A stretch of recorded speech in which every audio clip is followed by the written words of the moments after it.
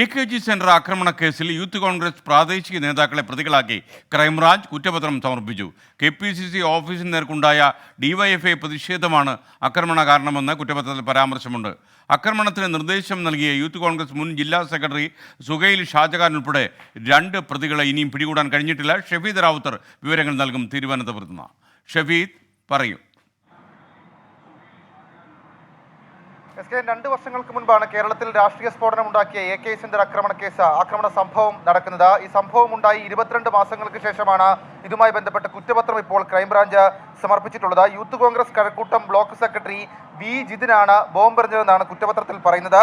Jithin scooter എത്തിച്ച് നൽകിയതും ആക്രമണശേഷം തിരികെ കൊണ്ടുപോയതും കഴിഞ്ഞ കോർപ്പറേഷൻ തെരഞ്ഞെടുപ്പിൽ UDFന് വേണ്ടി മത്സരിച്ച T നവ്യയാണെന്നും കുറ്റപത്രത്തിൽ പറയുന്നുണ്ട്. ഈ 2 പേർക്കുമെതിരെയുള്ള 1ാം ഘട്ട കുറ്റപത്രമാണ് ഇപ്പോൾ നൽകിയിട്ടുള്ളത്.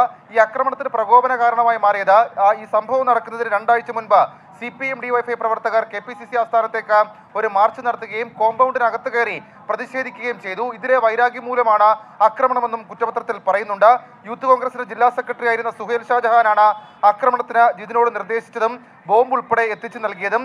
സുഹൈലിന്റെ ഡ്രൈവറായ സുധീഷിന്റേതാണ് ബോംബ് എറിയാനെത്തിയ സ്കൂട്ടറെന്നും പറയുന്നുണ്ട്. പക്ഷേ വിദേശത്തേക്ക് കടന്നതിനാൽ ഇവർ 2 പേരെയും ഇതുവരെയും അറസ്റ്റ് ചെയ്യാനായിട്ടില്ല. അതിനാൽ ഇവർക്കെതിരെ വീണ്ടും അടുത്ത കുറ്റപത്രം നൽകാനും നിലവിൽ ഇപ്പോൾ ക്രൈംബ്രാഞ്ച് തീരുമാനിച്ചിട്ടുണ്ട്. SK. Okay, thank you Shafeed Rawther.